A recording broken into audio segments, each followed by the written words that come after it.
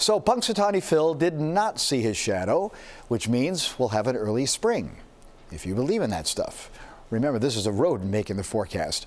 I'm Gregory, and let's put some science into this and talk about what really could happen as we move through the rest of this winter. So as we go through winter, again, we've been talking about El Nino this year, the El Nino being the warmer than average surface temperatures in the Pacific Ocean here, and that leads to a stronger southern jet stream. And the result has been, of course, some pretty wild weather happening across some of the southern states.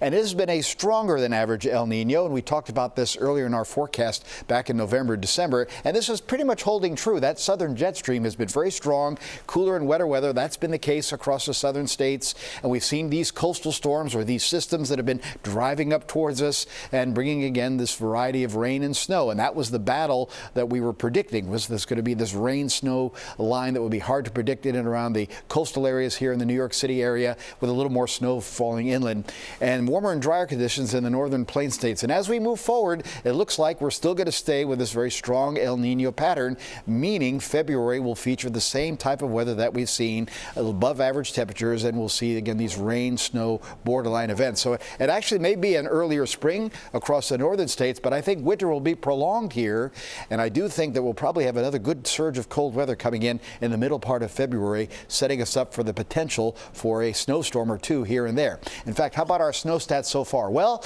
at least it's no longer a snow drought. We've had 2.3 inches of snow so far this season. That's all we had the entire winter 2 years ago, right? So last year, of course, we only had a trace of snow around here.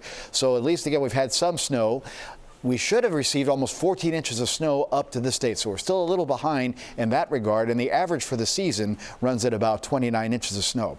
I'm going to make this forecast still that I'm thinking there's still a potential for at least another 15 inches of snow around here, and that goes in line with the forecast that we put out back in November. We were saying for about a 15 to 20, 23 inch snowfall along the coast with a little bit more inland, and it'll only take one or two good decent snowstorms to bring us up to that number. And again, I think as we head into the middle of February, that will be the possibility. Now, how about some stats here?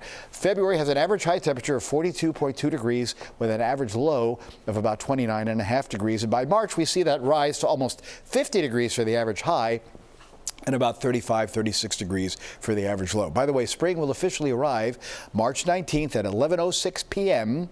And it looks like, again, you're going to have to wait, though, for the average 60-degree day, because that takes place on about April 10th. That doesn't mean we won't get one sooner than that, but that's the average time when we hit 60 degrees in New York City.